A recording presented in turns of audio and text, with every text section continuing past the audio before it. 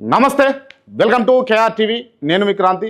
ఇవాళ మనతో ఉన్నటువంటి special guest young and dynamic leader MLC Venkat Narasimharao Balmoori గారు ఉన్నారు. ముందుగా వెల్కమ్ చేద్దాం. అన్న నమస్తే. బాగున్నా? బాగున్నా అన్న. మంచిగా ఉందా కాంగ్రెస్ పార్టీ పరిపాలన అని అడిగితే ఏం చెప్తారు? స్ట్రేట్ ఫార్వర్డ్గా ఎక్సలెంట్గా ఉంది అని చెప్తాను. ఇది గుండె మీద చేసుకొని చెప్పగలుగుతారా? ఎక్సలెంట్గా ఉంది అని చెప్తాను. నిజంగానేనా? 100%. గుండెకి ఏం కాదనుకొని అట్లా చెప్తుర్రా? నా గుండె చాలా బలంగా, ఎందుకంటే పార్టీ పరిపాలన అంత బలంగా ఉంది కాబట్టి గుండె కూడా అంతే బలంగానే ఉంది.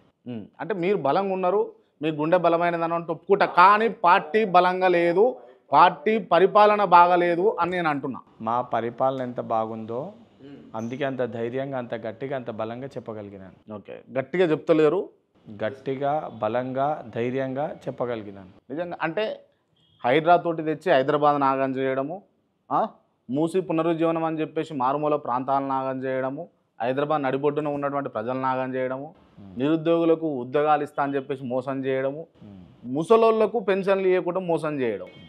ఇది పార్టీ బాగుంది, మస్తు పరిపాలన జరుగుతుంది, అంతేనా? ఏదైతే సంబంధించి అడ్డగోలుగా నదులని, ఏదైతే మనకు సంబంధించిన ప్రభుత్వ భూములని ఆక్రమించి హైరేజ్ బిల్డింగ్లకి పర్మిషన్లు ఇచ్చి గత ప్రభుత్వం అడ్డగోలుగా ఆ పర్మిషన్లు ఏదైతే వారికి అధికారికంగా సంబంధించిన నాయకులు ఇస్తే ఈరోజు ఆ ప్రభుత్వ భూముల్ని కాపాడుతూ పర్యావరణాన్ని రక్షించాలని చెప్పి లేకులని కాపాడుతుంటే దాన్ని రేపటి భవిష్యత్తు కోసం, రేపటి తరాల కోసం ఆలోచించి కాపాడుకోనికి తీసుకొచ్చిన హైడ్రాని ఈరోజు విమర్శిస్తున్నారంటే, సరే ఆక్రమణని ప్రోత్సహిస్తున్నా, నువ్వు దానికి నాకు సమాధానం చెప్పాలి. మూసీ దానికి సంబంధించి ఈరోజు ఏదైతే గ్రౌండ్ వాటర్ పొల్యూట్ అయిపోయి రేపటి తరానికి కనీసం తాగునీటి కూడా బోర్ వేసుకుంటే కూడా కనీసం తాగే నీళ్ళు కాదు, కనీసం స్నానానికి కూడా వాడుకునే నీళ్ళు కాక పూర్తి స్థాయిలో మన గ్రౌండ్ వాటర్ లెవెల్ కూడా కలుషితం అయిపోయి హైదరాబాద్లో రేపు పొద్దున ఆ మూసీని ఏదైతే మొత్తం కూడా దాన్ని రీవ్యాంప్ చేసి ఏదైతే తాగే నీరు మూసీలో ప్రవహించాలని ఒక ప్రయత్నం చేస్తుంటే దాన్ని తప్పుదో పడితే లేదా ఆ రకంగా కాదు అదే రకంగా మూసి ఉండాలని చెప్పి భావించే దానిపై నువ్వు నా సమాధానం చెప్పాలి. ఏదైతే యువకులకి సంబంధించి ఏదైతే ఉద్యోగాలు ఇస్తా అని చెప్పి మోసం చేసిరని చెప్పి చాలా వేగ్గా, చాలా అల్కగా మాట అనేసినాం. ఏదైతే 2017-18కి వెళ్ళి అనేక నోటిఫికేషన్లు కోర్టు కేసు చిక్కుముడ్లలో ఉండి కొత్త నోటిఫికేషన్ రావాలంటే పాత వాటిని పరిష్కరించి ఈరోజు ఉద్యోగ నియామకాలు కావు, ఉద్యోగ నియామకాలు అయినా కూడా నియామక పత్రాలు కావు అని ఒక భరోసాని, ఒక ధైర్యాన్ని నిరుద్యోగ యువకులు గత 10 ఏళ్లలో కోల్పోతే ఈరోజు మళ్ళీ తిరిగి 100% ఈ ప్రభుత్వంలో నోటిఫికేషన్లు వస్తాయి. నోటిఫికేషన్ రావడమే కాదు, 3 నెలల లోపలనే ఆ నియామక పత్రాలు కూడా నిరుద్యోగులకు అందిస్తామని ఒక భరోసాని కల్పించిన ఈ ప్రజాప్రభుత్వాన్ని 56,000 పైచిలకు ఉద్యోగాలు భారతదేశంలో ఎన్నడూ లేని విధంగా కాంగ్రెస్ ప్రభుత్వం ఏర్పడిన మొదటి సంవత్సరంలో ఇచ్చిన ఈ సర్కారు పైన ఈరోజు నిరుద్యోగులకు ఉద్యోగాలు ఇస్తలేదని చెప్పి మాట్లాడుతున్నారంటే, మరి ప్రతిపక్షాలు మాట్లాడిన మాటల్ని నువ్వు నన్ను ప్రశ్నిస్తున్నావా? లేదా ప్రతిపక్షాల్లో ఉన్న కొంతమంది నాయకులు ప్రశ్నించమని చెప్తే నువ్వు నన్ను ప్రశ్నిస్తున్నావా? అనుమానాస్పదంగా ఆలోచించాల్సిన ఒక పరిస్థితి ఈరోజు క్రాంతి బల్మూరి వెంకట్కి సృష్టించినట్టు కనబడుతుంది. Right, okay. ఇన్ని అంటారు కదా అన్న, నిజంగా చెప్పండి, మీరు గత ప్రభుత్వం ఇచ్చినటువంటి ఉద్యోగాలకు పత్రాలు పంచిరా? నిజంగా మీరు ఎన్ని ఉద్యోగాలు ఇచ్చారంటే మీరు ఏం చెప్తారు? మీరు సొంతగా నోటిఫికేషన్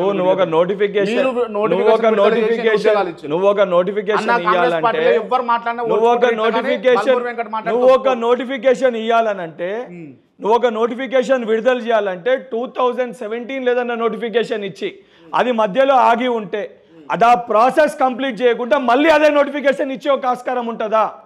నిజంగా ఇదే మాట్లాడుతున్నావు. డిఎస్సీ ఏదైతే 5,000 గత ప్రభుత్వం ఇచ్చే ప్రయత్నం చేస్తే 11,000తో డిఎస్సీ చేసి 3 నెలల లోపల 3 months లోపల ప్రక్రియని పూర్తి చేసే ప్రభుత్వం ఈ ప్రజాప్రభుత్వము. 56,000 ఉద్యోగాలు గత ప్రభుత్వం ఇచ్చిన నోటిఫికేషన్, గత ప్రభుత్వం ఎగ్జామ్స్ కండక్ట్ చేసిందంటే 2017లో కండక్ట్ చేసిన ఎగ్జామ్స్, 2017లో ఇచ్చిన నోటిఫికేషన్స్, మరి 7 సంవత్సరాలు గత ప్రభుత్వం చేతులకి గాజులు వేసుకుందా? ఎందుకు నిరుద్యోగ యువకులు ఏదైతే ఆత్మహత్యలు చేసుకుంటే వాళ్ళకి నియామక పత్రాలు ఇవ్వలేకపోయింది? కోర్టు కేసు చిక్కుముళ్లలో ఉన్న ఉద్యోగాలు ఏదైతే సంబంధించి ఆ చిక్కుముళ్లను తీయాల్సిన గత ప్రభుత్వము supreme court guidelines, supreme court judgements ఉన్నప్పటికీ కూడా దానికి అనుకూలంగా జియోలని తీసుకురాకుండా కాలయాపన గత ప్రభుత్వం ఎందుకు చేసింది?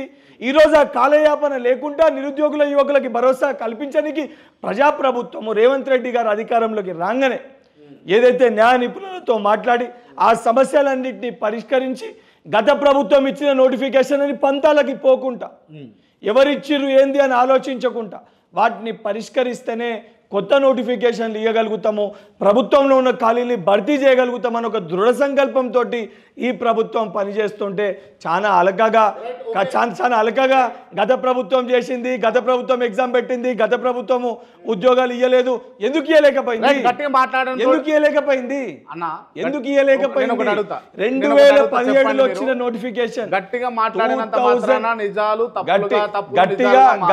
మాట్లాడి గట్టిగా ప్రశ్నిస్తే అబద్ధం నిజమైపోతుంది, నిజం అబద్ధం అయిపోతుందని క్రాంతి లక్షణమేమో కానీ బల్మూరి వెంకట్ మాట తీరింతే, బల్మూరి వెంకట్ ఏది మాట్లాడినా చాలా బలంగా ధైర్యంగా గట్టిగా మాట్లాడగలుగుతాను. ఎందుకంటే గత 10 ఏళ్లలో ఈ సమస్యల పైన పోరాటం చేసిన వ్యక్తిని, బాధ అనుభవించిన వ్యక్తిని, నొప్పి అనుభవించిన వ్యక్తిని. గత 10 ఏళ్ల పరిపాలన ఏ విధంగా ఉండే, ఈరోజు పరిపాలన ఏ విధంగా ఉంటుంది, ఏ విధంగా నడుస్తుంది, కళ్ళకి కట్టినట్టుగా ఆ పరిపాలనలో భాగస్వామిని దగ్గరగా చూస్తున్న వ్యక్తిని కాబట్టి ఇంత ధైర్యంగా మాట్లాడగలుగుతాను. ఇంటర్వ్యూ చేయడానికి వచ్చింది క్లియర్గా దేని గురించి అంటే, నాకు తెలిసి కాంగ్రెస్ పార్టీలో ఉన్నటువంటి యువకులల్లా ఒక బల్మూర్ వెంకట్ మాత్రమే నిజాలు మాట్లాడతారు, ఇక మిగతా వాళ్ళు చాలా తక్కువ మాట్లాడతారు అని వచ్చిన. కానీ మీరు కూడా ఇవాళ అబద్ధాలే మాట్లాడుతున్నారు అని. నేను అబద్ధాలు మాట్లాడితే, నేను నిజాలు మాట్లాడకపోతే ఏదైతే సంబంధించి ఈరోజు పరిష్కరిస్తున్న సమస్యలు, పరిష్కరించిన సమస్యలు, ఇచ్చిన నియామక పత్రాలు ఇవన్నిటికీ కళ్ళకి కట్టినట్టుగా నీ ముందు సాక్ష్యాలు ఉన్నాయి. నువ్వు ఇదే డిఎస్సి ఎగ్జామ్ అప్పుడు 3 నెలల లోపల భర్తీ చేస్తాము, ప్రక్రియ పూర్తి చేస్తామంటే ఇదే క్రాంతి గతంలో ఇంకొక ఛానల్ ద్వారా ఎట్లా పూర్తి అవుతుంది, పోస్ట్ పోన్ చేయమంటే పోస్ట్ పోన్ చేయవచ్చు కదా అని చెప్పి మాట్లాడారు.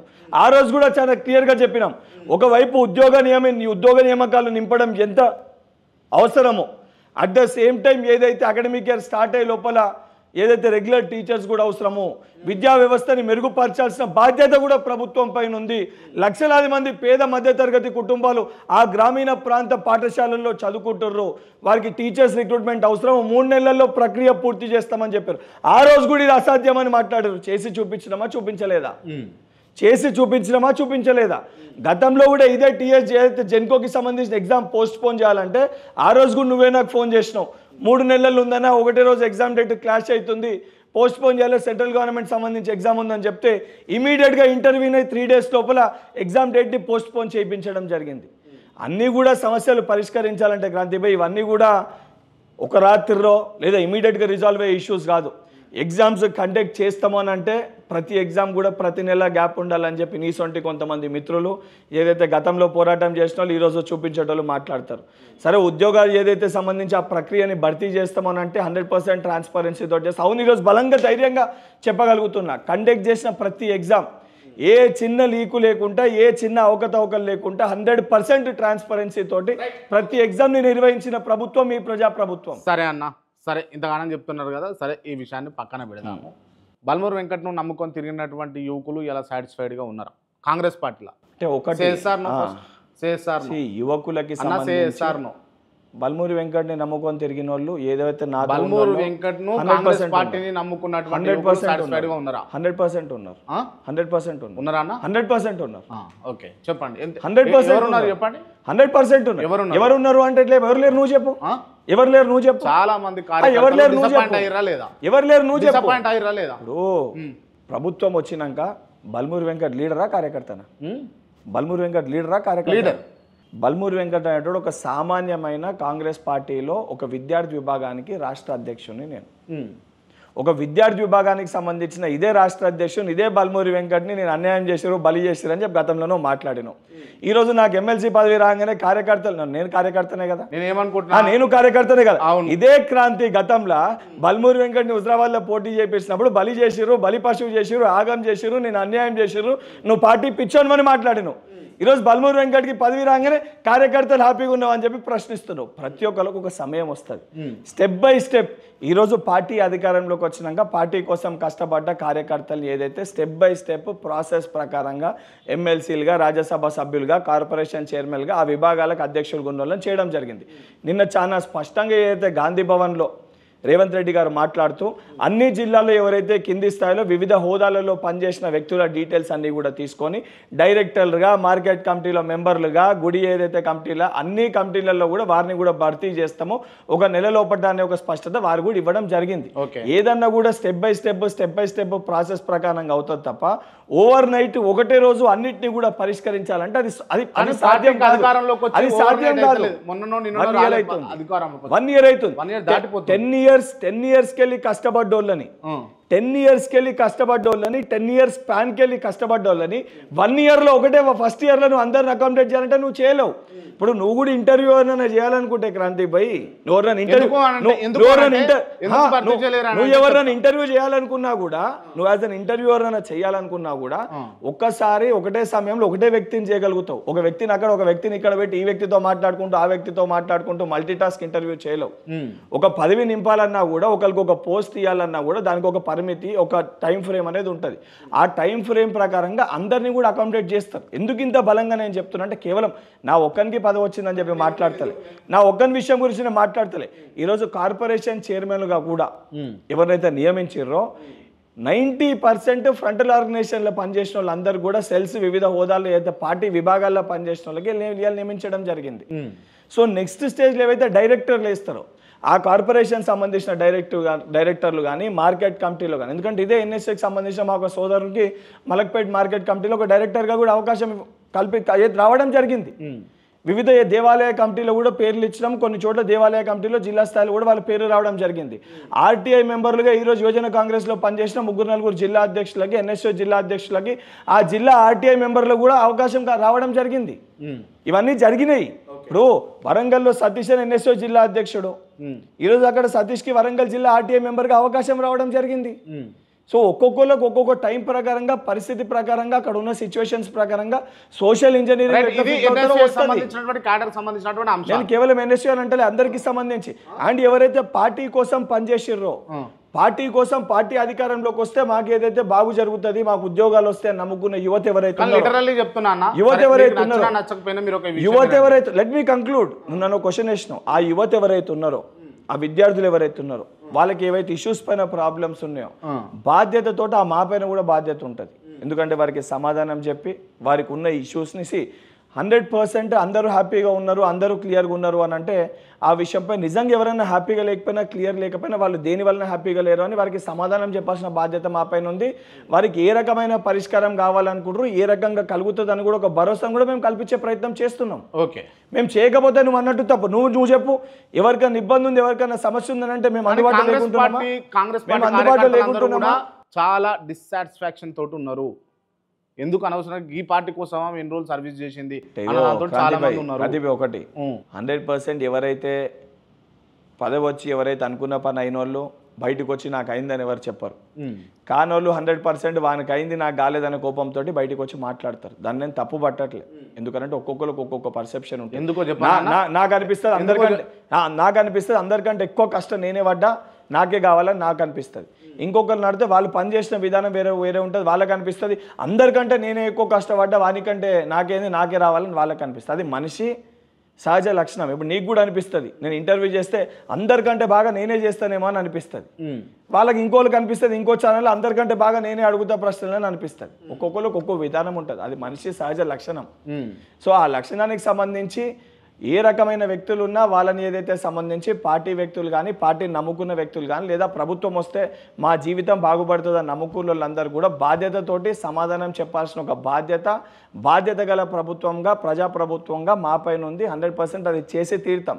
ఎక్కడన్నా ఎవరైనా అసహనంతో ఉన్నా, ఇప్పుడు నువ్వు అసహనంతో సరే నువ్వు వేరేళ్ళ అడిగింది నువ్వు నన్ను క్వశ్చన్ చేసినావు, 100% అసంటోళ్ళు ఎవరైనా ఉన్నా నీ దృష్టికి వచ్చిన వాళ్ళ పేర్లు నానికి వాళ్ళ ఇష్యూస్ ఏమున్నాయి 100% రైట్. తప్పకుండా కాంగ్రెస్ పార్టీ కార్యకర్తలు ఎవరైతే డిస్సాటిస్ఫాక్షన్ తోటి ఉన్నారో వెంకట్ బల్మూర్ గారు మిమ్మల్ని సమన్వయపరుస్తారు. పార్టీ గురించి నువ్వు చెప్పాల్సిన అవసరం లేదు క్రాంతిభాయ్. కాంగ్రెస్ పార్టీలో ఉన్న సామాన్య కార్యకర్తలు అందరూ కూడా బల్మూరి వెంకట్ అడ్రస్ తెలుసు, బల్మూరి వెంకట్తో డైరెక్ట్ మాట్లాడతారు. ఎందుకంటే నేను కూడా ఆ స్థాయికి వచ్చిన వ్యక్తినే.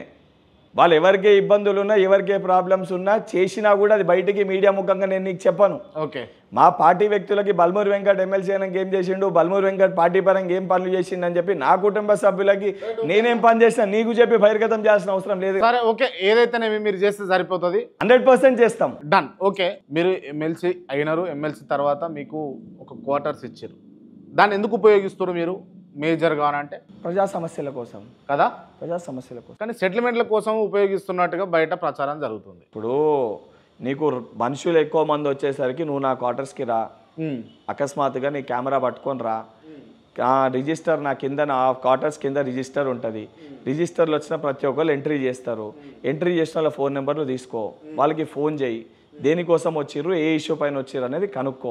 ఇప్పుడు అభియోగాలు ఆరోపణలు చేయాలంటే చాలా ఈజీగా అభియోగాలు ఆరోపణలు చేయవచ్చు. Right. Who is cat Vamsi? ఇదే కరీంనగర్ జిల్లాలో మాకు సంబంధించి ఉన్నప్పుడు వాళ్ళ కుటుంబము, నేను ఆడు ఉన్నప్పుడు వంశీ, ప్రేమ్ వాళ్ళందరూ కూడా, ప్రేమ్ అనే వ్యక్తి మాకు సంబంధించి మా ఊర్లో వాళ్ళ ఫ్యామిలీ మెంబర్స్ అందరూ కూడా నివసించేది మా తల్లిగారి స్వగ్రామంలో. ఆ రకంగా చిన్నతనంలో వాళ్ళ నాకు పరిచయం. ఏందన్నా నా బ్యాక్గ్రౌండ్ ఏంది? ఒక వ్యక్తిని నువ్వు క్వశ్చన్ చేసినప్పుడు, ఒక వ్యక్తిని నువ్వు క్వశ్చన్ చేసినప్పుడు, ఒక వ్యక్తి గురించి మనం అడిగినప్పుడు నువ్వు ఏదైతే సంబంధించి 100 మందిని ఇంటర్వ్యూ చేస్తావు, నువ్వు పొలిటీషియన్ ఇంటర్వ్యూ చేస్తావు, జర్నలిస్ట్లను ఇంటర్వ్యూ చేస్తావు, లేదా ఇంకెవరన్నా సోషల్ మీడియాలో స్టార్ అయితే వాళ్ళని ఇంటర్వ్యూ చేస్తావు, నువ్వు నీ రేటింగ్స్ కోసం ఒక్కొక్కరిని ఇంటర్వ్యూ చేస్తావు.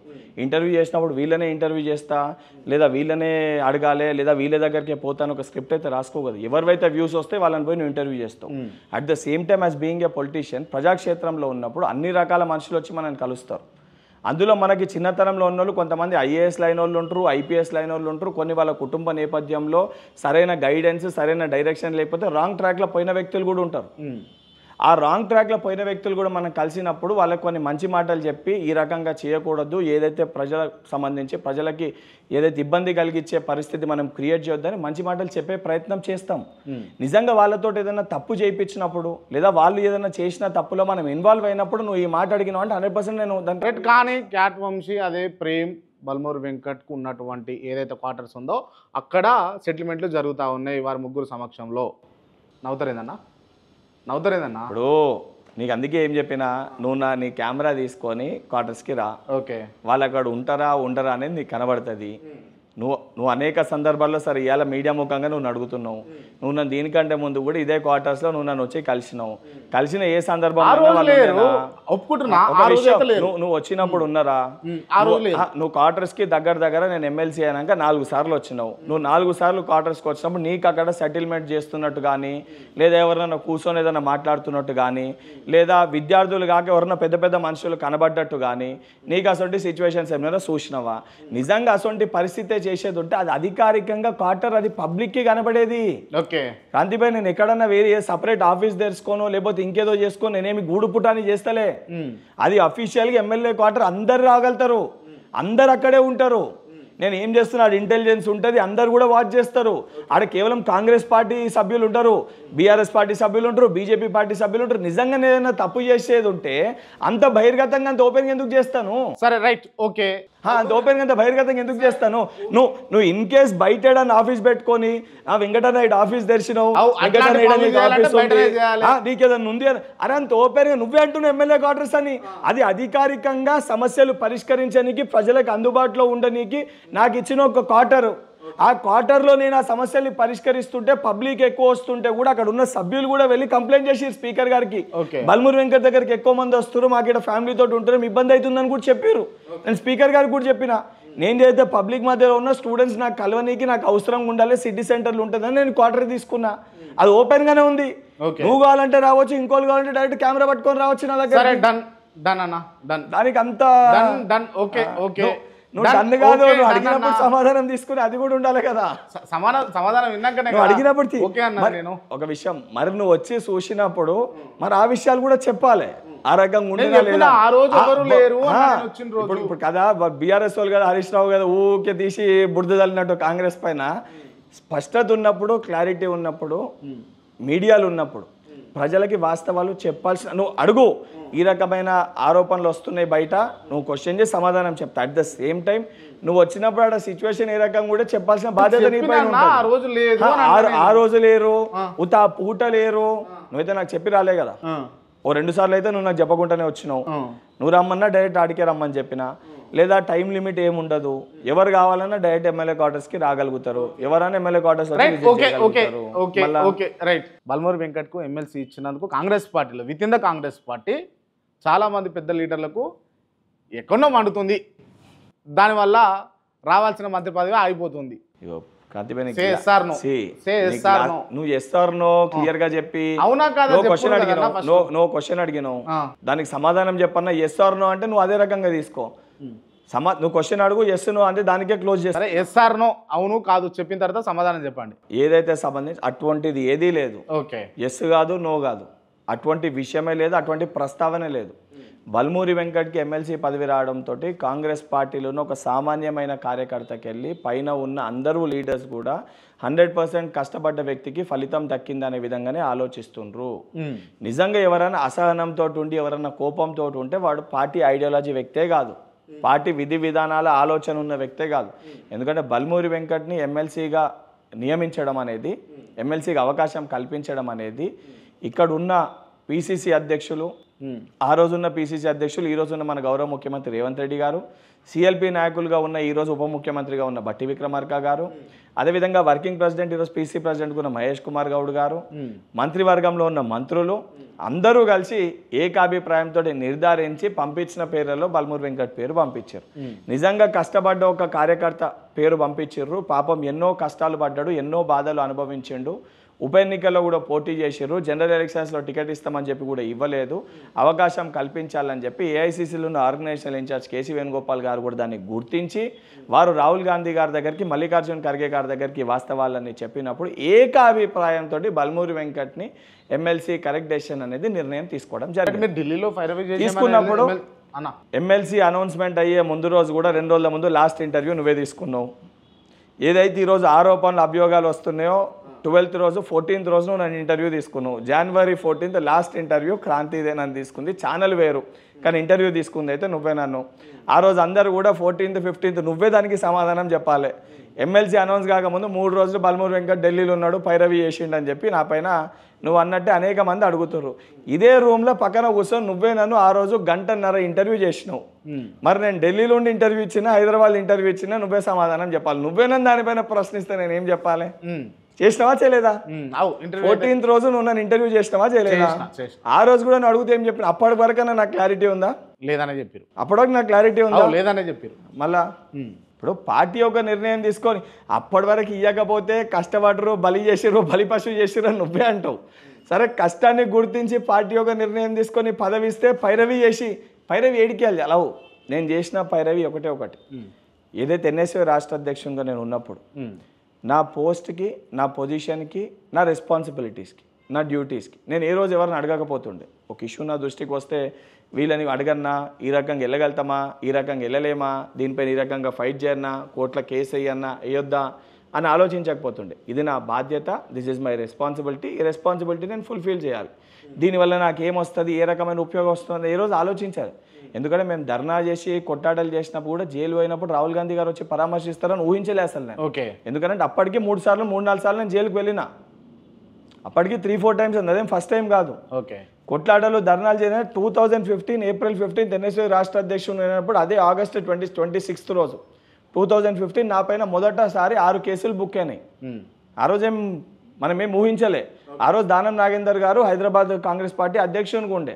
దానమన్న చెప్పిండని చెప్పి పోయి ఆ రోజు ధర్నాలు చేసినాం, కేసులు అయినాయి. ఆ రోజేం ఊహించలే దానమన్న చెప్తే కేసులు అయినాయి, రేపొద్దున దానమన్న ఉంటాడా సరే.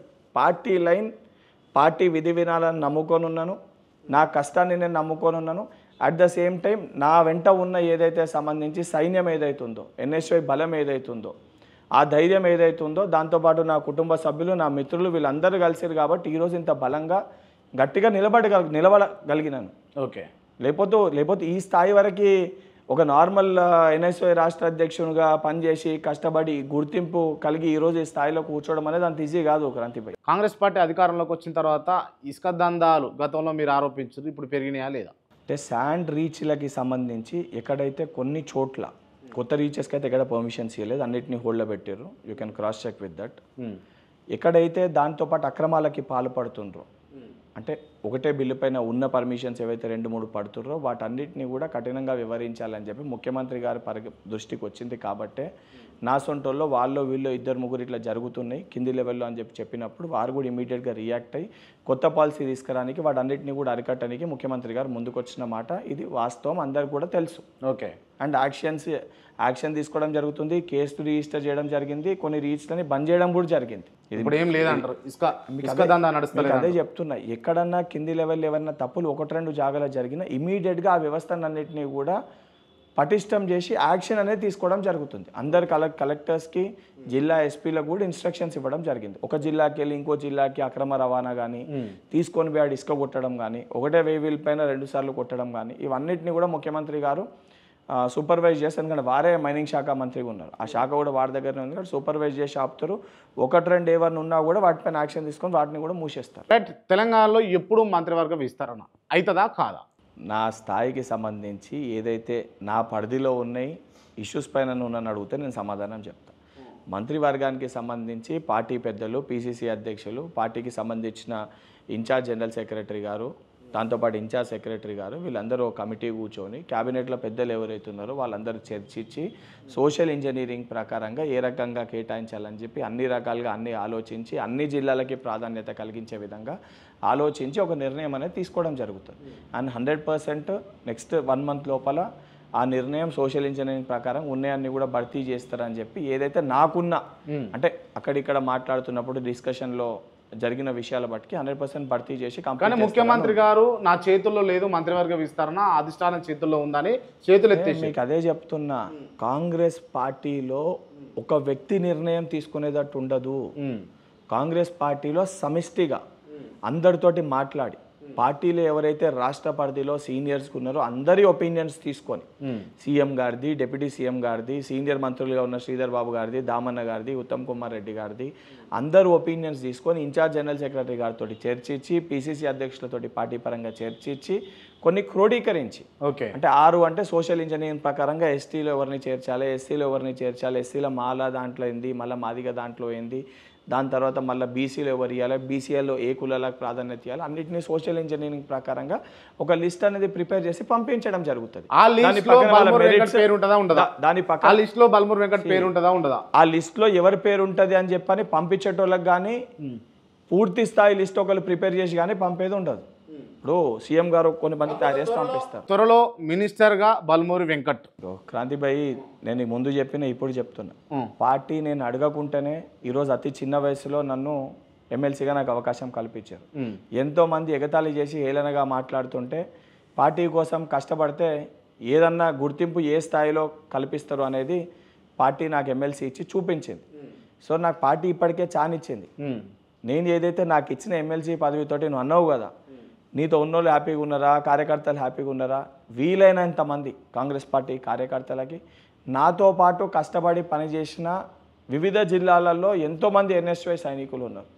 సో వాళ్ళందరినీ కాపాడుకుంటూ వాళ్ళపైన ఉన్న కేసులు ఏవైతున్నాయో అవన్నిటికి వెళ్ళి వారిని బయటపడేస్తూ లీగల్గా పెట్టి అవన్నిటిని బయటపడేస్తూ వారికి సముచిత స్థానం కల్పిస్తూ ఏదైతే వారు ఇంకా సుదీర్ఘంగా మేమంతా మా ఏజ్ 31 ఇంకో 30-40 సంవత్సరాలు మేము పార్టీలో ఉండి ఇంకా పార్టీని ఇంకా క్షేత్రస్థాయిలో బలపరచనీకి నాకున్న పదవిని ఉపయోగించుకోవాలనే ఆలోచనలు ఉన్న తప్ప నాకు ఇంకే పదవి వస్తుంది, నాకు ఇంకా పెద్ద పదవి వస్తుందా, నాకు ఇంకా పెద్ద పదవి కావాలని అతి ఆశ పరుణ్ణి కాదు. నాకు ఇంకా వయసు చాలా ఉంది. రైట్. ఓకే. ఎమ్మెల్సీ తర్వాత ఎంత సంపాదించారు బల్మూరి వెంకట్ అని అంటే? నువ్వు ఆ రోజు వచ్చినావు, ఈ రోజు వచ్చినావు. నువ్వు ఆ రోజు బల్మూరి వెంకట్ ఎట్లున్నాడో ఈ రోజు బల్మూరి వెంకట్ అట్లనే ఉన్నాడు. ఎమ్మెల్సీ అయినాక దానికి సంబంధించి వాళ్ళు ఇచ్చే 50 లక్షలతోటి ఒక కారు తీసుకున్నా, ఓ లోన్ ఇస్తారు ప్రతి ఎమ్మెల్సీకి. దానికంటే ముందు నాకు ఉన్నది ఆల్రెడీ ఒక బండి ఉండే ఫార్చునర్. దాని తర్వాత ఏదైతే కొత్త ఇంకో బండి వాళ్ళు ఇచ్చే 50 లక్షలతోటి లోన్ తీసుకున్నా. నాకు ఇచ్చే జీతము నాకు సంబంధించి నాతోటి పనిచేసిన ఆ యువకులే నాకు సంబంధించి నా దగ్గర ఉన్న స్టాఫ్ లెక్క ఉన్నారు. స్టాఫ్ అని కాదు, ఏంటంటే జీతాలు ఇంకా ఏ వర్క్ అని ఒక్కొక్కరు కాబట్టి అది బయట వాళ్ళకి ఎందుకని నాకు సంబంధించిన వాళ్ళనే పెట్టుకున్నాను. నాకున్న సిస్టమ్, నాకున్న మెకానిజం, నా కుటుంబ సభ్యులు, మా తల్లి, మా అన్న, అదేవిధంగా మా పిన్ని, మా తమ్ముడు వీళ్ళందరూ కూడా సంపాదిస్తారు. ఏదైతే నా జీతంతో పాటు నా జీతం శాలరీస్ పోయినా నాకు ఇంకేమైనా కావాలంటే నా కుటుంబ సభ్యులు నేను తిననీకి, నేను ఉండనీకి, నేను with an middle class family I'm happy. నాకు ఇంకేదో 100%. ఓకే, తెలియదన్నా. 100%. ఓకే.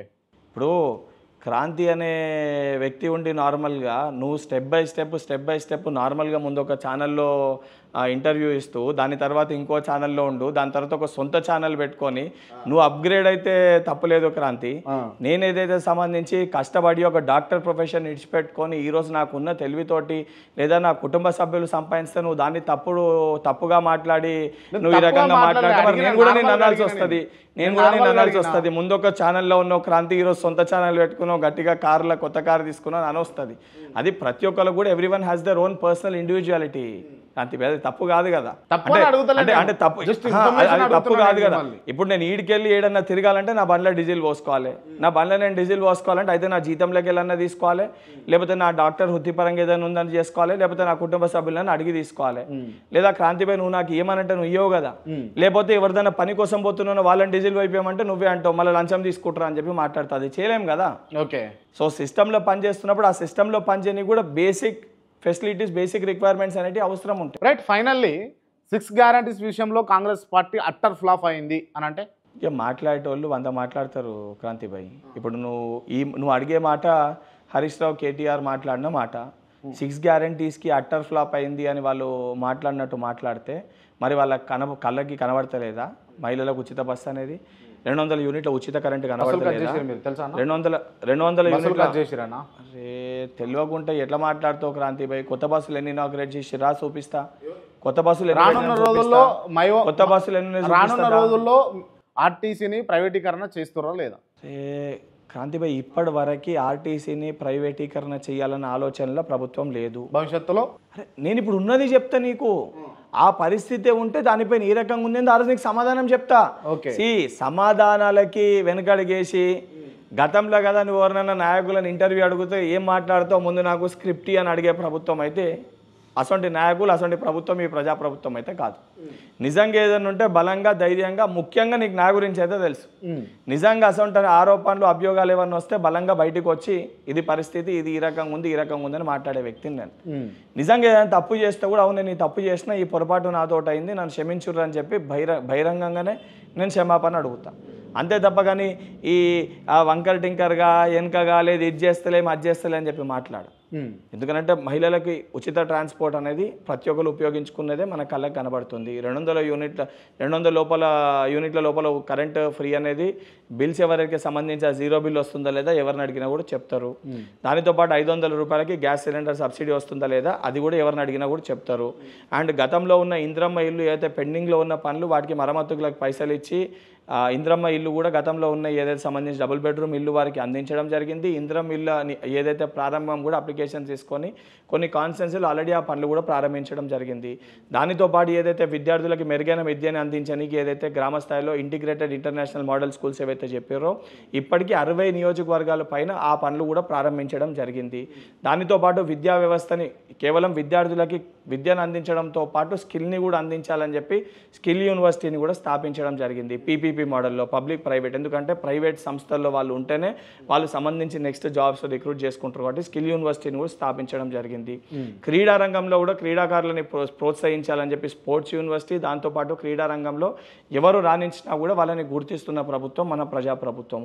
రైతులకి సంబంధించి సరే ప్రతిపక్షాలు మాట్లాడుతున్నట్టు వాళ్ళ ప్రకారంగా 60% రుణమాఫీ అయిందని, మా ప్రకారం 80-90% రుణమాఫీ అయిందని, లేదా మీ ప్రకారంగా ఇంకో శాతం రుణమాఫీ అయిందని చెప్పని సరే అనేకమైన లెక్కలు మాట్లాడుతున్నారు. కానీ రుణమాఫీకి దానికి సంబంధించి దానికి కేటాయించిన నిధులు అనేటి సమకూర్చడం జరిగింది. అది రైతులకే ఏదైతే సంబంధించి రుణమాఫీ జరగడం జరిగింది. పెండింగ్లో ఉన్న 2 లక్షల పైన ఉన్న వాటిని కూడా కట్టుకొని ఈ నెక్స్ట్ బడ్జెట్ సెషన్ లోపల దాన్ని కూడా క్లియర్ చేయడం జరుగుతుంది. రైతు భరోసా ఏదైతే మేము ఇస్తామని చెప్పినామో ఆ రైతు భరోసా కూడా మొదట 1 ఎకరం పడ్డది, దాని తర్వాత 2 ఎకరాలకు పడ్డది, ఇప్పుడు 3 ఎకరాలకు పడ్డది. మార్చి 31 లోపల పూర్తి స్థాయిలో ఆ రైతు భరోసా కూడా అందించడం జరుగుతుంది. దానితో పాటు ఏదైతే మేము ఇచ్చిన హామీలలో వీటితో పాటు ఏదైతే ముఖ్యంగా ఉద్యోగ నియామకాలకు సంబంధించి వాళ్ళకి భరోసా ధైర్యాన్ని కల్పించడానికి టీజీపీఎస్సీ ప్రక్షాళన చేయడం జరిగింది. ముందు పేపర్ లీకేజ్లతోటి అసలు ఎగ్జామ్ ప్రాపర్గా జరుగుతుందా జరగదా అని 10th క్లాస్కి వెళ్ళి మొదలు పెడితే టీజీపీఎస్సీ గ్రూప్ 1 ఎగ్జామ్ వరకు ప్రతి నోటిఫికేషన్లో ప్రతి ఎగ్జామ్లో కూడా ఆ యొక్క భయపడే ఒక పరిస్థితి ఉండే. ఈరోజు ఆ పరిస్థితి లేకుండా ప్రతి ఎగ్జామ్ని కూడా 100% ట్రాన్స్పరెన్సీ తోటి, ఇంటిగ్రిటీ తోటి, చిత్తశుద్ధితోటి నిర్వహిస్తున్న ప్రభుత్వం ఈ ప్రజాప్రభుత్వము. సరే, మీ ప్రకారంగా గత ప్రభుత్వం ఇచ్చిన నోటిఫికేషన్లు అనుకో, గత ప్రభుత్వం పెట్టిన ఉద్యోగాలు అనుకో, మీరు ఇచ్చిన నియామక పత్రాలు అనుకో, కానీ 100% 2017కి వెళ్ళి ఎగ్జామ్ రాసి నోటిఫికేషన్ వచ్చి నియామక పత్రాలు రాకుండా, ప్రైవేట్ రంగంలో ఉద్యోగాలు చేయకుండా, అటు తల్లిదండ్రులకి చెప్పుకోకుండా ఆ 56,000 మంది ఉద్యోగులు ఎవరైతే ఉన్నారో బిక్కుమని ఏదైతే ప్రాణాలు అరిచేతిలో పట్టుకొని భయపడుతూ, బాధపడుతూ, ఆందోళన చెందుతుండేనో వాళ్ళందరికీ ఒక ధైర్యంని, ఒక భరోసాని కల్పించి వాళ్ళకి నియామక పత్రాలు ఇచ్చి ధైర్యంగా వాళ్ళ గ్రామాల్లో వాళ్ళ తల ఎత్తుకొని తిరిగి వాళ్ళ కుటుంబ సభ్యులు కూడా నా కొడుక్కి, నా బిడ్డకు ఉద్యోగం వచ్చిందని ఒక ధైర్యంగా చెప్పుకునే ఒక విధానాన్ని తీసుకొచ్చిన ప్రభుత్వం మన ప్రజాప్రభుత్వం, కాంగ్రెస్ ప్రభుత్వం. ఇది మేము ఈ సంవత్సర కాలం పాటులో మేము అందించిన పరిపాలన. నువ్వు ఇదే సంబంధించి పరిపాలన గురించి విమర్శించాలని చెప్పి ఇదే బీఆర్ఎస్ పార్టీ నాయకులు మాట్లాడితే 10 ఏళ్లకు ముందు వాళ్ళు తెలంగాణలో ఉన్న యువకులకి ఇంటికి ఒక ఉద్యోగం అని చెప్పారు, కేజీ టు పీజీ ఉచిత విద్య అని చెప్పారు, రైతులకి 2 లక్షల రూపాయలు రుణమాఫీ చేస్తా అని చెప్పారు, ఏదైతే నిరుద్యోగులకు ఏదైతే నిరుద్యోగ భృతి అనేక హామీలు ఇచ్చారు. వారు ఇచ్చిన 100 హామీలలో ఏమి చేసిర్రు అని అంటే కొత్త ప్రాజెక్టుల పేరుట కొత్త స్కీమ్లు తీసుకొచ్చి ఏ రకంగా స్కామ్లు చేయాలని చెప్పి వారు వివరించారు. ఇదే కేంద్రంలో ఉన్న భారతీయ జనతా పార్టీ 2 సార్లు తెలంగాణలో కాంగ్రెస్ ప్రభుత్వం వచ్చినాక 2 బడ్జెట్లో కూడా తెలంగాణ ప్రస్తావన కూడా లేకుండే. తెలంగాణకి ఇవ్వాల్సిన నిధులు, రావాల్సిన నిధులు తీసుకురాకుండా 8 మంది ఎంపీలని, 8 మంది ఎమ్మెల్యేలను గెలిపించినప్పుడు వారిపైన కూడా బాధ్యత ఉంటుంది. ఈ పార్టీ ఏ రకంగా ఉన్నా రాష్ట్రంలో తెలంగాణ రాష్ట్రాన్ని అభివృద్ధి పదంలో ముందుకు తీసుకువెళ్లడంలో తెలంగాణలో ఉన్న ప్రతి నాయకుని పైన బాధ్యత ఉంటుంది. అది అన్ని పార్టీల నాయకుల పైన. ఆ బాధ్యతని మర్చిపోయి 11 ఏళ్ళ అధికారంలో ఉన్న కేంద్ర ప్రభుత్వంలో ఉన్న వాళ్ళు విమర్శిస్తారు. ఒక నిధులు ఒక రూపాయి తీసుకురారు. ఇక్కడ సంబంధించి కేంద్ర మంత్రులు వస్తే ఇక్కడ ప్రాతినిధ్యం ఉన్న సెంట్రల్ మినిస్టర్ ఆ మెట్రో రైల్ ప్రాజెక్ట్కి నిధులు తీసుకురానికి ప్రయత్నం చేయడు. 10 ఏళ్ళ అధికారంలో ఉన్న బీఆర్ఎస్ పార్టీ నాయకులు ఏదైతే ఇదే కొండగట్టు దగ్గర యాక్సిడెంట్ జరిగి ఫార్మ్ హౌస్ ఉన్న కల్వకుంట్ల చంద్రశేఖరరావు గారు 25 నిమిషాల్లో కూడా 30 నిమిషాల నుంచి గంట లోపల అక్కడ చేరుకునే అవకాశం ఉన్నప్పటికీ కూడా వెళ్ళకుండా మాట్లాడని వ్యక్తి ఈరోజు ఎస్ఎల్బీసీ టన్నెల్ విషయంలో ముఖ్యమంత్రి గారు వివరించి ఏదైతే మంత్రులు పూర్తి స్థాయిలో ఆడ పని చేస్తుంటే బయటకు వచ్చి విమర్శిస్తారు. ఒక మంత్రి నేను పేరు చెప్పదలుచుకోలే కానీ నీళ్ళు వాటర్ కలిసినాయి అని అన్నాడు. అదా అన్న అనేది అంటే క్రాంతిపై ఆయన మాట్లాడుతున్నప్పుడు సరే ఏదన్నా నువ్వు అన్నట్టు ఒక మిస్ అయ్యి ఏదన్నా కాంటెక్స్లో ఒకటి మాట్లాడుతున్నా మంత్రికి మిస్ అవుతుందా అన్న? మనిషి అనే వ్యక్తి ఎవరు కూడా 100% కరెక్ట్గా ఇరకగా ఉండరు. నువ్వు మొదట్లో ఇంటర్వ్యూలు చేసేటప్పుడు కూడా ఇంటర్వ్యూ చెప్పినప్పుడు స్టార్టింగ్ ఏదైనా ఫ్లో మిస్ అయినాం అనుకో, టేక్ ఆపుతావా మళ్ళీ తీసుకుంటావా తీసుకో, అట్లా ఉండదు కదా. యాజ్ అ పొలిటీషియన్ గా మేము ఉన్నప్పుడు సమాధానం చెప్పినప్పుడు ఉండదు కదా. సమాధానం చెప్పినప్పుడు మీరు మీడియా ముఖంగా మాట్లాడేటప్పుడు మీకంతటా మీరే మాట్లాడేటప్పుడు దయచేసి చూసుకొని మాట్లాడాల్సిన బాధ్యత ఉంటుంది కదా. నేను దాన్ని కరెక్ట్ అని అంటలే, 100% ఆలోచించి చూసుకొని మాట్లాడాల్సిన బాధ్యత, ఎందుకంటే అంత పెద్ద స్థాయిలో ఉన్నారు కాబట్టి వారిపైన ఉంటుంది. వారితో ఏదన్నా పొరపాటు జరిగింది, నేను జరగలేదు అంటలే. వారు ఏదైతే ఎక్స్ప్లెయిన్ చేస్తున్నప్పుడు వారు ఎక్స్ప్లెయిన్ చేయలేనప్పుడు సంబంధించిన అధికారులతో ఎక్స్ప్లెయిన్ చేయాలి. దాని తర్వాత అసొంటివి కొన్ని మిస్లీడ్ అవుతున్నాయి కాబట్టి ముఖ్యమంత్రి గారు స్వయంగా ప్రెస్ మీట్ పెట్టి చాలా క్లియర్ కట్గా స్పష్టంగా ఏమి జరిగింది ఏంది అని కూడా వారు వివరించడం జరిగింది. ఈ మధ్య కాలంలో మీనాక్షి నటరాజన్ ఇన్ఛార్జ్గా తీసుకొచ్చింది కాంగ్రెస్ పార్టీ. ఎందుకు అంటే ఇది జనరల్ ప్రాసెస్. ప్రతి నేషనల్ పార్టీకి కూడా ఇక్కడ ఇన్ఛార్జ్ గారు చేంజ్ అయినప్పుడు, గతంలో ఇక్కడ ఇన్ఛార్జ్ గారు చేంజ్ అయినప్పుడు ఆ రోజు అబ్జర్వర్గా 2 వ్యక్తులు ఉండే, దీపాదాస్ మున్షి గారు, మీనాక్షి నటరాజన్ గారు. దీపాదాస్ మున్షి గారికి కేరళ, తెలంగాణ 2 ఇచ్చారు. ఇప్పుడు నెక్స్ట్ కేరళలో అప్కమింగ్ ఎలక్షన్ స్టేట్. సో కంప్లీట్గా ముందేందనంటే ఎలక్షన్ స్టేట్ కాదు కాబట్టి ఇక్కడ సమయం అక్కడ సమయాన్ని వారు ఇవ్వగలిగారు.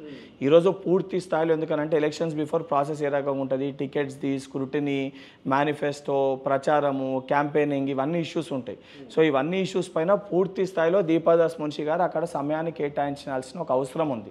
సో అందుకు ఏదైతే అడిషనల్ ఛార్జ్గా తెలంగాణ ఏదైతే ఉంటేనో ఆ తెలంగాణకి సంబంధించి ఎన్ఎస్వై బ్యాక్గ్రౌండ్కి వెళ్ళి, ఎందుకంటే ఆల్రెడీ ఇక్కడ ఎన్ఎస్వై బ్యాక్గ్రౌండ్కి వెళ్ళి పనిచేసిన వ్యక్తికి మహేష్ అన్నకి పీసీసీ అధ్యక్షునికి అవకాశం ఇవ్వడం జరిగింది. ఆర్గనైజేషన్ వ్యక్తులందరినీ కూడా పొన్నం ప్రభాకర్ గారు కానీ, కోమటిరెడ్డి వెంకటరెడ్డి గారు కానీ, ఈవెన్ బట్టి విక్రమార్క గారు కూడా, వీళ్ళందరినీ కూడా అయితే ఆర్గనైజేషన్ బ్యాక్గ్రౌండ్లో ఉన్న వాళ్ళందరూ కూడా ఏదైతే వారికి సముచిత స్థానంలో వారు ఉన్నారు. సో అదే ఆర్గనైజేషన్ బ్యాక్గ్రౌండ్ ఉన్న వ్యక్తులను ఒకళ్ళు ఇన్ఛార్జ్గా నియమిస్తే వీళ్ళందరూ కూడా కలిసి ఇంకా రాష్ట్రంలో ఏదైతే నువ్వు అన్నావు కదా చిన్న ఇష్యూస్, అది సమన్వయ లోపం కానివ్వండి, ఏదైతే సంబంధించి ప్రజలకు సంబంధించిన కొన్ని ఇష్యూస్ పైన ప్రాపర్గా మేము కమ్యూనికేట్ చేయకపోవడం కానివ్వండి, లేదా కొన్ని ఇష్యూస్లో బ్యూరోక్రైట్స్కి డిపార్ట్మెంట్కి చెప్పిన దానికి కొన్ని ఇష్యూస్ అంటే కొన్ని టెక్నికల్ ఇష్యూస్ ఏవైతే వీటి గురించి అని మీరు అనుకుంటారు 100% దాని గురించి. రైట్. కాకపోతే దీపాదాస్ మున్షి గారు దాదాపు తెలంగాణలో ఉన్నటువంటి పేరు మోసిన లీడర్ల దగ్గర బీఫామ్లు ఇస్తాము, మీ హోదాలు పెంచుతాము అని చెప్పేసి డబ్బులు వసూలు చేసిర్రు.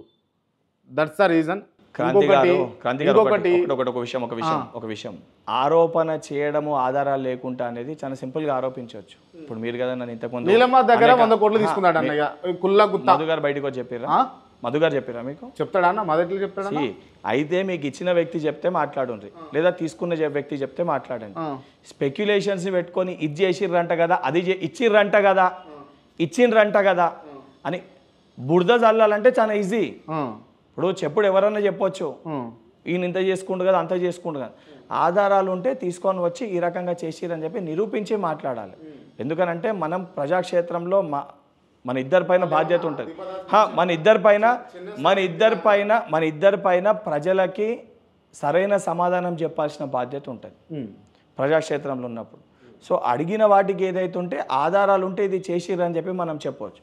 నేను దగ్గరగా దీపాదాస్ మున్షి గారిని చూసినాను కాబట్టి ఏదైతే నేను ఎమ్మెల్సీగా కానీ కూడా నిజంగా ఏవైతే వస్తున్నాయో వారు ఇన్ఛార్జ్గా ఉన్న గవర్నమెంట్ ఫామ్ అయిన తర్వాత మీరు ప్రతి పోస్టింగ్ చూసుకోండి. అంటే గవర్నమెంట్లో ఉన్న కార్పొరేషన్స్ కానీ ఎమ్మెల్సీలు కానీ రాజ్యసభలు కానీ ఎక్కడన్నా కూడా తప్పు జరిగిందా? ఎక్కడన్నా పొరపాట్లు జరిగినాయా? మీరు అన్నట్టు జరిగిందన్న చెప్పండి. ఎక్కడ పార్టీకి లాయల్గా లేని వ్యక్తి చింతపండు నవీన్ను తీసుకొచ్చి మీరు బలపరిచి ఎమ్మెల్సీ చేసుకున్నారు, జరిగింది కదా? అంటే ఇందులో కాంటాక్ట్ చెప్తా. నువ్వు 100% ఈ క్వశ్చన్ అడుగుతావు అని చెప్పి నాకు తెలుసు. దీనికి నేను సమాధానం చెప్పడానికి కూడా నాకు 100% ఈ ఇష్యూలో నాకు క్లారిటీ ఉంది. తెలంగాణలో కాంగ్రెస్ ప్రభుత్వం రానీకి మేము పార్టీ పరంగా మేము కొట్లాడినాం. సో పార్టీ పరంగా కాకుండా కూడా కొంతమంది కొన్ని ప్లాట్ఫామ్స్లో యాజ్ అ సోషల్ యాక్టివిస్ట్ అందరినీ ఏకం చేసి ఒక తాటిపైకి తీసుకురానికి టీజేఎస్ పార్టీలో కోదండరామ్ గారు, సిపిఐ పార్టీ అంటే మద్దతు అందరిది, ఇప్పుడు నీది, తొలి వెలుగు, అదేవిధంగా కొన్ని ఛానల్స్ మీ అందరిది కొన్ని క్రియాశీలకమైన పాత్ర ఉంది.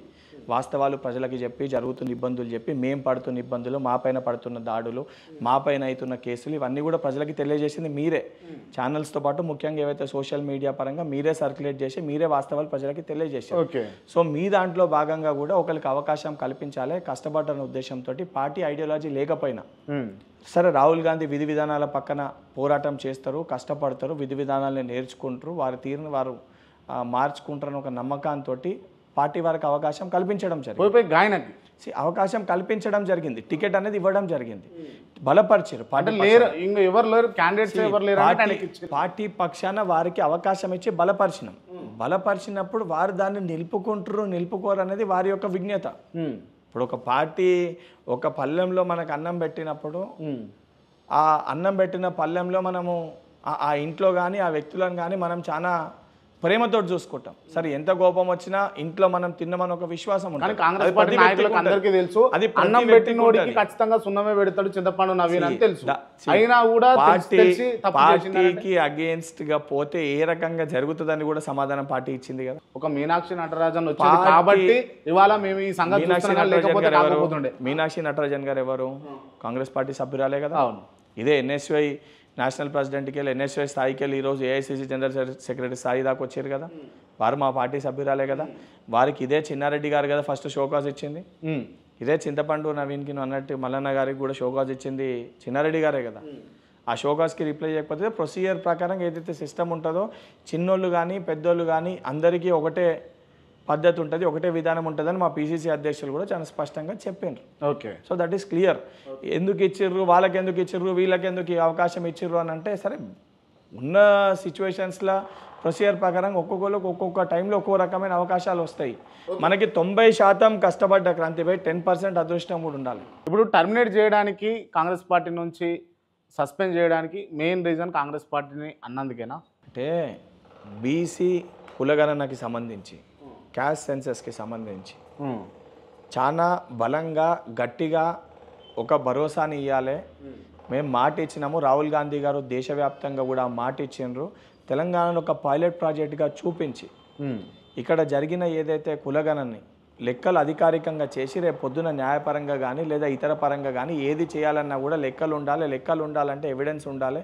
ఎవిడెన్స్ ఉండాలంటే ఒక రాష్ట్రంలో చేయాలన్న ఒక ఉద్దేశంతో ఒక ప్రాసెస్ ప్రకారంగా ఒక ప్రొసీజర్ ప్రకారంగా సరే వాళ్ళందరి ప్రకారంగా 90% కంప్లీట్ చేశారు. 96.3% కంప్లీట్ అయింది. ఆ కంప్లీట్ అయిన దాన్ని ఇందరూ కష్టపడదు ఒక రోజు చేసిందో లేదా ఒక వ్యక్తి చేసిందో కాదు, ఒక వ్యవస్థ చేసి ఏ రకంగా చేసిందో కూడా మాకు ఎక్స్ప్లెయిన్ చేశారు. ఆ చేసిన దాన్ని ఇది కరెక్ట్గా దాన్ని ఎంతోమంది సోషల్ యాక్టివిస్ట్, పార్టీలకి సంబంధం లేనోళ్ళు, ఓకే, రాజకీయాలకి సంబంధం లేనోళ్ళు, ఇతర రాష్ట్రాలకు సంబంధించి ఉన్న వ్యక్తులు కూడా దాన్ని హర్షించారు. ఇది ప్రాపర్గా జరిగింది, ఇది దేశవ్యాప్తంగా జరగాలని చెప్పి మాట్లాడారు. అసొంటి ఒక డాక్యుమెంట్స్ని పేపర్ని మీడియా పరంగా తగలబెట్టినప్పుడు అది తప్పే కదా, 100% అది తప్పు కదా. అసొంటి ఒక విధానాన్ని ఎందుకంటే చేసిందాన్ని స్వాగతించండి. సరే జరిగిన తప్పులేవనంటే ఇప్పుడు అధికారికంగా లెక్కలు ఉన్నాయి, ఈ లెక్కలపైన పోరాటం చేద్దాము, కేంద్రం పైన పోరాటం చేద్దాం. కానీ కాంగ్రెస్ పార్టీ నిర్వహించినటువంటి కులగణన ఏదైతే ఉందో అది బీసీల కులాలనేమో తగ్గించినట్టు, బీసీ రేషియోనేమో తగ్గించినట్టు, ఇతర అగ్రవర్ణాల రేషియోనేమో పెంచేటట్టుగా ఉన్నది అని అన్నది వాదన. ఇప్పుడు దీనికంటే ముందు ఆల్రెడీ వాళ్ళు అన్నట్టు ఏదైతే 52% ఏదైతే ఉంది అని చెప్పి మాట్లాడుతున్నారో గతంలో 2014 లెక్కల ప్రకారంగా ఆ రోజు కూడా మైనారిటీస్ని కలిపే 52% ఉండే, ఈరోజు 56% అయింది. అది ఓసీ పాపులేషన్ లాస్ట్ టైంకి ఇప్పటికి 6% తగ్గింది. దాన్ని రివర్స్ రెసిప్రోకల్గా చూపించి ఇంకోటి వాళ్ళు చెప్పే లెక్కలని కూడా ఏది అధికారికంగా ఈ లెక్కల కంటే ముందు ఏ లెక్కలు కూడా అధికారికంగా ఆన్ పేపర్ లేవు. ఓకే, ఇక్కడ ఉన్నాయా? దీనికంటే ముందు 2014లో 15లో చేసిన ఎక్కడ చేసినాయి అన్న ఆన్ పేపర్ అధికారికంగా లెక్కలు ఉన్నాయా? ఇవాళ చేసిన లెక్కలన్నీ కూడా ఏదో ఇంట్లో కూర్చొని లేదా ఒక వ్యక్తి బయటికి వచ్చి ఇంటి బయట ఒకరితో మాట్లాడి రాసుకొని పోయిన లెక్కలు కాదు. ఇంటికి వచ్చి కూర్చొని ఆధార్ కార్డ్స్ తీసుకొని అన్ని వెరిఫై చేసుకొని అన్నీ మళ్ళీ నువ్వు చెక్ చేసుకొని స్వయంగా నీతోటి సెల్ఫ్ డిక్లరేషన్ చేయించుకోరు. అంటే కరెక్టే ఉంటేనే కదా నువ్వు సంతకం పెట్టేది. అట్లా వ్యక్తులతోటి డైరెక్ట్ సెల్ఫ్ డిక్లరేషన్ చేసుకొని ఆ మొత్తం డేటాని జోడీకరించి దాన్ని క్రాస్ వెరిఫై చేసి స్క్రూటినీ చేసి అవన్నీ డేటా ఎంట్రీ చేసి బయటికి వచ్చిన లెక్కలు. ఆ లెక్కల్ని కూడా తప్పు పడితే అది కేవలం ఒక వ్యక్తినో లేదా ఒక సంబంధించి కొంతమందినో తప్పు పట్టినట్టు కాదు, మొత్తం వ్యవస్థని తప్పు పడుతున్నట్టు. ఆ వ్యవస్థ ఎందుకు ఆ వర్గానికే నువ్వు రేపు పొద్దున అన్యాయం చేసే ప్రయత్నం చేస్తున్నట్టు. నిజంగా చిత్తశుద్ధి ఉంటే ఆ లెక్కల పైన ముందు పోరాటం చేయాలి కదా. ఈ చేసిన లెక్కల్ని కేంద్ర ప్రభుత్వాన్ని చేయాలని చెప్పని ఒత్తిడి పెట్టాలి కదా. ఈ చేసిన లెక్కల్ని ఇక్కడనే మళ్ళీ తగలబెడదాము, ఇక్కడనే ఆపుకున్నామని అంటే మరి ఆ లాభం చేకూర్చని ఇక్కడ నష్టం చేకూర్చని. చింతపండు నవీన్ సస్పెండ్ చేయడం బీసీ వర్గానికి ఇబ్బంది పెట్టినట్టే అని చెప్పేసి నవీన్ అన్నాడు. అంతేనా? క్రాంతిపై ఒకటి చెప్తా, సరే ఆయన ఏ రకంగా మలుచుకోవాలనేది ఆయన పొలిటికల్ బెనిఫిట్ కోసం ఆయన చేసుకుంటాడు, అది ఇట్స్ అప్ టు హిమ్. కానీ ఏ వర్గానికి కూడా ఈ వర్గానికి ఈ హక్కు కావాలని చెప్పి అడిగే హక్కు ప్రతి ఒక్కరికి ఉంటుంది. కానీ ఇతర వర్గాల్ని విమర్శించే హక్కు మటుకు ఎవరికి ఉండదు. ఎందుకనంటే ఏ వ్యక్తి అన్నా పుట్టే ముందు ఏ కులంలో పుట్టాలి, ఏ మతంలో పుట్టాలని నిర్ణయించుకొని పుట్టే అవకాశం అయితే మనకు ఉండదు. దాని తర్వాత పుట్టినాక మార్చుకునే అవకాశం కూడా మనకు ఉండదు. మనకి ఇష్టం ఉన్నా ఇష్టం లేకపోయినా పుట్టిన దాంట్లో ఉండాల్సిందే, సచ్చిన దాంట్లో సచ్చేదాకా నీకు నచ్చినా నచ్చకపోయినా మొయ్యాల్సిందే. అంతే. ఇప్పుడు నేను కూడా యాజ్ ఎ బల్మూరి వెంకట్, నేను ఏదైతే ఈ రోజు కూడా నేను కులం నువ్వు నన్ను మొత్తం నా పేరు పెట్టి ఇలా నన్ను కొత్తగా ఏదో నన్ను పిలిచినావు, నేను ఏ రోజు కూడా నేను ఈ కులం వాడినని ఎక్కడ కూడా నేను మాట్లాడుకోలే, నేను కొట్లాడినప్పుడు కూడా ఎవరు అడగలే. కానీ నాకు ఎమ్మెల్సీ పదవి వచ్చినప్పుడు అన్నింటిలో కూడా ఈ సామాజిక వర్గం అని వేసిండ్రు. నాకు నచ్చినా నచ్చకపోయినా నేను సచ్చేంత వరకు అది మోయాల్సిందే. అండ్ ఇంకొక సామాజిక వర్గాన్ని విమర్శించే హక్కు కూడా మనకు లేదు. ఎందుకంటే ఎస్సీ ఎస్టీ బీసీ అని ప్రతి రాష్ట్రంలో క్యాస్ట్ ప్రకారంగా మారుతాయి. ఇప్పుడు కొన్ని క్యాస్ట్ ఇక్కడ బీసీ ఉన్నాయి, ఇవే క్యాస్ట్ అక్కడ పక్క రాష్ట్రాల్లో ఓసీ ఉంటాయి. ఇక్కడ ఎస్టీగా ఉన్న కొన్ని కులాలు నీకు నార్త్ ఇండియాలో ఫార్వర్డ్ క్లాస్గా ఉంటాయి. సో రాష్ట్రాల బట్టి మారుతాయి. ఇది కులాల పేరుతోటి సంబంధించింది కాదు, ఎస్సీ ఎస్టీ బీసీ అనేది ఆ వర్గాలకి సంబంధించింది. అండ్ అడగొద్దా అని ఆలోచిస్తూ అడుగుతున్నటువంటి ప్రశ్న, చింతపండు నవీన్ మీకు చిన్నపాటి బెదిరింపు కాల్ చేసిండా లేదా? ఈ ఇన్సిడెంట్ జరిగినప్పుడు బెదిరింపు కాల్ కాదు, ఏదో సంఘటన ఒక ఇష్యూకి సంబంధించి ఏదో నా పైన ఆరోపణలు అభియోగాలు వస్తున్నాయి నీకు సంబంధించిన 32 years బ్యాక్ అంటే నేను అప్పటికి కూడా పుట్టలేదు. వారు కాల్ చేస్తే సహచర సభ్యునిగా వారు నన్ను అడిగినరు, ఏంది వెంకట్ భాయ్ ఇట్లా ఎవరు వచ్చిర్రు అని అంటే, అన్న క్లియర్గా చెక్ చేసుకో, క్రాస్ వెరిఫై చేసుకో, మంచిదే కదా, క్రాస్ వెరిఫై చేసుకో, నువ్వే వాస్తవాలు బయటికి చెప్పు అని చెప్పిన. క్రాంతిభాయ్ ఏదన్నా కూడా నన్ను బెదిరించి నా జోలికి వచ్చి నన్ను గెలుగుతే ఊరుకునే వ్యక్తిని కాదు.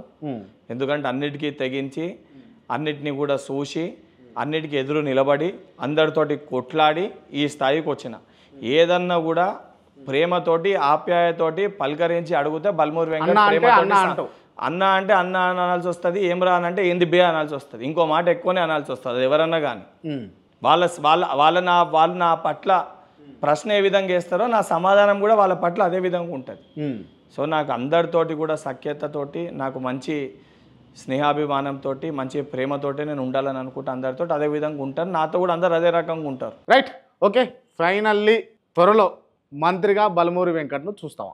బల్మూరి వెంకట్ ఇదే ఎమ్మెల్సీగా ఉంటాడు. పార్టీ ఇంకేదైనా అదనపుగా సంబంధించి ఒక కార్యకర్త సంబంధించి ఇంకేదైనా రెస్పాన్సిబిలిటీ పార్టీ నా పైన పెడితే పార్టీ పరంగా ఆ బాధ్యతలో అక్కడ ఉన్న ప్రాంతాన్ని, అక్కడ ఉన్న ప్రజల్ని, సమస్యల్ని పరిష్కరిస్తూ కార్యకర్తల్ని కాపాడుకుంటూ పార్టీని క్షేత్రస్థాయిలో ఐడియాలజికల్గా బలపరిచే ప్రయత్నం క్షేత్రస్థాయిలో బల్మూరి వెంకట్ చేస్తాడు. Right, thank you so much. ఈ ఇంటర్వ్యూ క్లోజ్ చేసే ముందు నేను కొంతమంది పేర్లు చెప్తా. వాళ్ళకి సంబంధించి మీరు ఏం ప్రశ్న అడగాలనుకుంటారో ఈ వేదికగా అడగాలి. ఏం అడగాలి? వాళ్ళకి సంబంధించి మీరు ఒకవేళ బల్మూరి వెంకటే ఇంటర్వ్యూవర్గా ఉంటే వాళ్ళని ఏం అడుగుతాడో అది అడగాలి. నా ప్రొఫెషన్ అది కాదు కదా. బట్ జస్ట్ మీరు ఒకవేళ అడగదలుచుకుంటే మీరు ఏం అడుగుతారు? వాళ్ళ ప్రశ్న, ఒక ప్రశ్న ఈ వేదికగా. రైట్, ముందుగా రేవంత్ రెడ్డి. ఇంత ధైర్యం ఎక్కడికి వెళ్ళి వస్తుంది మీకు అని. కేసీఆర్. ఈ మూర్ఖత్వాన్ని ఎందుకు మీరు ఎంట పెట్టుకొని ఉంటారు అని. కేటీఆర్. తెలివి పరుడు అని మీరు అనుకుంటారు కానీ చిన్న చిన్న పొరపాట్లు మీరు చేసుకుంటారు అనేది. హరీష్ రావు. మీరు నమ్ముకున్న వాళ్ళకి మీరు ఏం చేస్తారు అని. రఘునందన్ రావు.